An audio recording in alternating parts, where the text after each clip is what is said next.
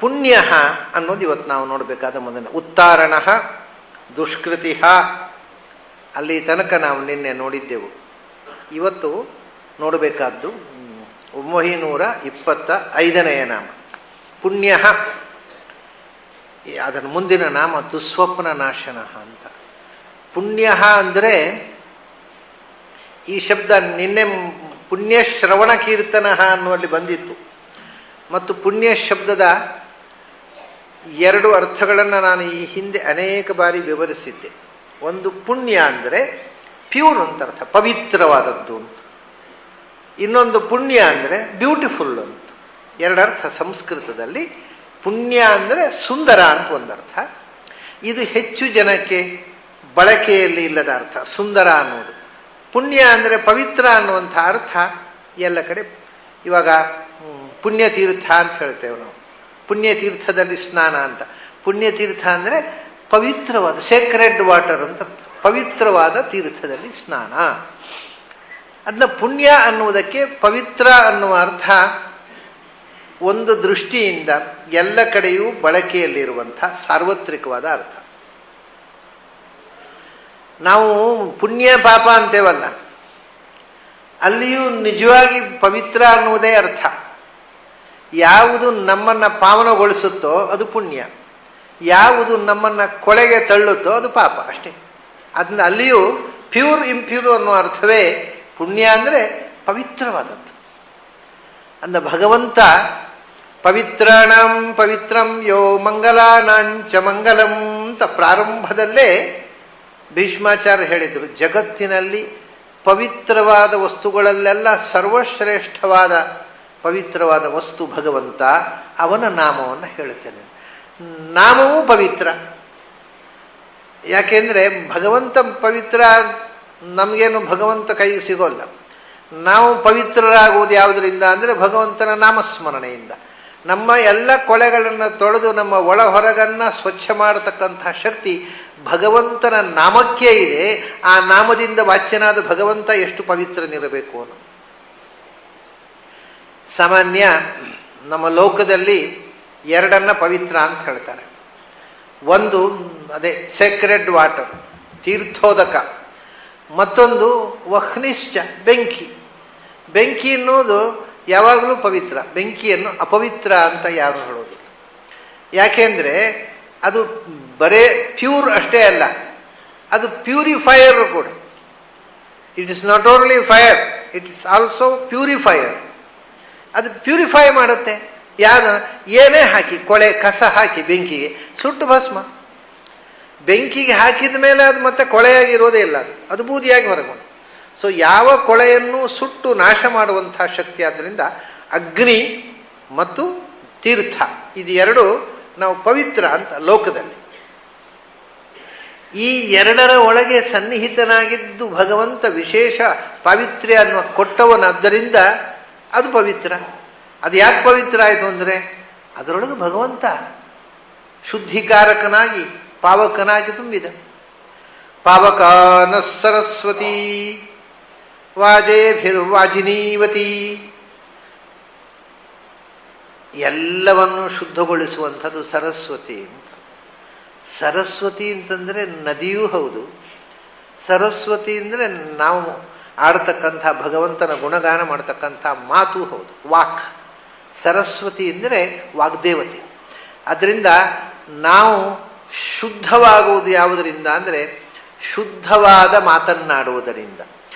ಬಾಯಿಯಲ್ಲಿ ಕೆಟ್ಟ ಮಾತು ಬಂದರೆ ಕೊಳೆಯಾಗಿ ಹೋಯ್ತದು, ಮತ್ತೆ ತೊಳಿಲಿಕ್ಕೆ ಬರೋದಿಲ್ಲ, ಅದು ಆಗ ಹೋಯ್ತದು. ಮತ್ತೆ ಅದನ್ನು 2ನೇ ರಿಪೇರಿ ಮಾಡಲಿಕ್ಕೆ ಇಲ್ಲ. ಒಮ್ಮೆ ಬಾಯಿಂದ ಆಡಿಬಿಟ್ರೆ, ಬಾಯಿಂದ ಹೊರಗೆ ಬಿತ್ತೋ ಮತ್ತೆ ವಿಡ್ರಾ ಮಾಡ್ಲಿಕ್ಕೆ ಹೌದು. ನಾನು ಹಾಗೆ ಹೇಳಲಿ ಇಲ್ಲ ಅಂತ ರಾಜಕಾರಣಿಗಳು ಸ್ಟೇಟ್ಮೆಂಟ್ ಕೊಡ್ಬೋದು ಹೊರತು ಹೋಗೋದಿಲ್ಲ ಅದು. ಅದರಿಂದ ಯಾವಾಗಲೂ ವಾಚಿ ಲಕ್ಷ್ಮೀರ್ನಿಶಕ್ತ, ಮಾತನ್ನ ಸಕ್ತುಮಿವತಿತ ಉನಾ ಪುನಂತೋ ಯತ್ರ ಧೀರಾ ಮನಸ ವಾಚಮಕ್ರತ. ಏನ್ ಮಾಡ್ಬೇಕಂತೆ ಗೊತ್ತಾ? ಮಾತಾಡೋ ಮುಂಚೆ ಬಹಳ ಯೋಚನೆ ಮಾಡಬೇಕು ಅಂತಾರೆ ಶಾಸ್ತ್ರಕಾರರು. ಯಾಕೆಂದ್ರೆ ಅದು ನಾವು ಎಷ್ಟು, ನಮ್ಮ ಮನಸ್ಸು ಎಷ್ಟು ಶುದ್ಧ, ಎಷ್ಟು ಸ್ವಚ್ಛ, ಎಷ್ಟು ಟ್ರಾನ್ಸ್ಪೇರೆಂಟ್ ಅನ್ನೋದನ್ನು ನಮ್ಮ ಮಾತು ಹೇಳುತ್ತೆ. ಅವನ ಮಾತು ಕೇಳಿದರೆ ಅವನು ಎಂಥವನೊಂದು ಗೊತ್ತಾಗತ್ತೆ ಅಂತ. ಅವನ ಕಲ್ಚರ್ ಮಾತಿನಿಂದ ನಮ್ಮ ಕಲ್ಚರ್ ಗೊತ್ತಾಗತ್ತೆ. ಎಷ್ಟು ಕಲ್ಚರ್ಡು ಎಷ್ಟು ಅನ್ಕಲ್ಚರ್ಡ್ ಅನ್ನೋದು ಮಾತು ಕೇಳಿದಾಗ ಗೊತ್ತಾಗತ್ತೆ. ಅದರಿಂದ ಬಹಳ ತೂಗಿ ಯೋಚನೆ ಮಾಡಿ ಮಾತಾಡಬೇಕು. ಹೇಗೆ ಅಂದರೆ ವೇದದ ಮಾತು ನೋಡಿ, ಸಕ್ತುಮಿವತಿತ ಉನಾ ಪುನಂತೋ. ನಾವು ಅಂಗಡಿಯಿಂದ ಸಜ್ಜಿಗೆ ಹಿಟ್ಟು ಸೋಜಿ ಏನೋ ತರ್ತೀವಿ, ಅದರಲ್ಲಿ ಕಸಗಳು ಕೊಳೆಗಳಿರ್ತವೆ, ಅದನ್ನು ಹುಳ ಗಿಡ ಆಗಿರುತ್ತೆ. ಅದನ್ನು ನಾವೇನು ಮಾಡ್ತೇವೆ, ಸಾರಣಿಗೆಯಲ್ಲಿ ಹಾಕಿ ಸಾರಣೆ ಮಾಡ್ತೀವಿ. ಸಾರಣೆ ಮಾಡಿದಾಗ ನಮಗೆ ಬೇಕಾಗಿರ್ತಕ್ಕಂಥದ್ದು ನಿಜವ ಹಿಟ್ಟು ಸಜ್ಜಿಗೆ ಕೆಳಗೆ ಬೀಳುತ್ತೆ. ಆ ಕಸ ಅದರಲ್ಲಿದ್ದದ್ದು ಹುಳ ಹುಪ್ಪಟ ಎಲ್ಲ ಮೇಲೆ ಸಾರಣಿಗೆ ನಿಲ್ಲುತ್ತೆ. ಹಾಗೆ ಸಾರಿಸಿ ಮಾತಾಡಪ್ಪ, ಬರೀ ಹುಳ ಹುಪ್ಪಟೇನೆ ಸುರಿಬೇಡ ಬಾಯಿಂದ. ಚೆನ್ನಾಗಿ ಸಾರಿಸಿ ಕ್ಲೀನ್ ಮಾಡಿ ಮಾತಾಡಬೇಕು. ಒಂದೊಂದು ಮಾತು ಸಾರಣಿಗೆ ಹಿಡ್ಕೊಂಡು. ಸಕ್ತು ಮೀವ ತಿತ ಉನಾ ಪುನಂತಹ. ತಿತ ಉ ಅಂದರೆ ಸಾರಣಿಗೆ ಸಂಸ್ಕೃತ, ತಿತ ಉ ಅಂತ ಹೆಸರು ಸಂಸ್ಕೃತದಲ್ಲಿ. ಈ ಸಕ್ತು ಅಂದರೆ ಹಿಟ್ಟು. ಹಿಟ್ಟನ್ನು ಸಾರಣಿಗೆಯಲ್ಲಿ ಹಾಕಿ ಸ್ವಚ್ಛ ಮಾಡಿ ಅದನ್ನು ಅಡಿಗೆಗೆ ಬಳಸ್ತಾರೆ ಹೆಣ್ಮಕ್ಕಳು. ಹಾಗೆ ನೀನು ಮಾತನಾಡುವಾಗ ಅದನ್ನು ಆ ವಿವೇಕದ ಸಾರಣಿಗೆಯಲ್ಲಿ ಹಾಕಿ ಸೋಸಿ ತೆಗೆದು ಅದು ಪ್ಯೂರಿಫೈ ಮಾಡಿ ಅದರಿಂದ ಸ್ವಚ್ಛವಾದ ಮಾತನ್ನು ಆಡು. ಅತ್ರ ಯಾಕೆ ಯತ್ರ ಧೀರ ಮನಸ, ಯಾವ ಸಾರಣಿಗೆ? ಮನಸ್ಸಿನ ಮನನದ ಸಾರಣಿಗೆ. ನಿನ್ನ ಮನಸ್ಸಿನ ಸಾರಣಿಗೆಯಲ್ಲಿ ಸೋಸಿ ಅದನ್ನು ಮಾತನ್ನು ಹೊರಕ್ಕೆ ಬಿಡು. ಯಾಕೆಂದ್ರೆ ಅತ್ರ ಸಖಾ ಯಸ್ ಸಖ್ಯಾನಿ ಜಾನತೆ ಭದ್ರೈಷಾಂ ಲಕ್ಷ್ಮೀ ನಿಹಿತಾಧಿವಾಚಿ. ಯಾಕೆ ಅಂದರೆ ನೀನು ಸೋಸಿ ಮಾತನಾಡಿದರೆ ಏನಾಗತ್ತೆ ಗೊತ್ತಾ? ಎಲ್ಲರೂ ನಿನಗೆ ಸ್ನೇಹಿತರಾಗ್ತಾರೆ. ಏನು ಚೆನ್ನಾಗಿ ಮಾತಾಡ್ತಾನಪ್ಪ, ಒಳ್ಳೆ ಮಾತಾಡ್ತಾನೆ, ಒಳ್ಳೆ ಮನುಷ್ಯ, ಎಲ್ಲರೂ ಪ್ರೀತಿ ಮಾಡ್ತಾರೆ. ಸೊ ಫ್ರೆಂಡ್ಶಿಪ್ ಬೆಳೆಯುತ್ತೆ. ಅದೇ ನಂಜಿ ಮಾತು ಕೊಳಕು ಮಾತಾಡಿದ್ರೆ ಯಾರು ನಿನ್ನ ಹತ್ರ ಬರೋಲ್ಲ. ಎಲ್ಲರ ಜೊತೆ ವಿರಸ ಮಾಡಿಕೊಂಡು ಮಿಸ್ಅಂಡರ್ಸ್ಟ್ಯಾಂಡಿಂಗ್ಸ್ ಬೆಳೆಸಿಕೊಳ್ತಿ. ಮಾತಾಡಲಿಕ್ಕೆ ಗೊತ್ತಿಲ್ಲದೆ ಇದ್ದವರು ಮಾತಾಡಿದರೆ ಇನ್ನಷ್ಟು ವಿರಸ ಬೆಳೆಯುತ್ತೆ. ಅದರಿಂದ ಅತ್ರ ಸಖಾಯ ಸಖ್ಯಾನಿ ಜಾನತೆ. ಇಲ್ಲಿ ಗೆಳೆಯರು ಸ್ನೇಹವನ್ನು ಕಾಣ್ತಾರೆ ಆ ಮಾತಿನಲ್ಲಿ. ಅದರಿಂದ ದೊಡ್ಡ ಗೆಳೆಯರ ಬಳಗ ನಿರ್ಮಿಸಿಕೊಳ್ತೀಯ ಒಳ್ಳೆಯ ಮಾತಿನ ಮೂಲಕ. ಸ್ನೇಹವನ್ನು ಹಬ್ಬ, ಮಾತಿನಿಂದ ಪ್ರೀತಿಯನ್ನು ಸ್ನೇಹವನ್ನು ಹಬ್ಬು. ಮಾತಿನಿಂದ ನಂಜು ಕೊಳೆ ಹಬ್ಬಬೇಡ.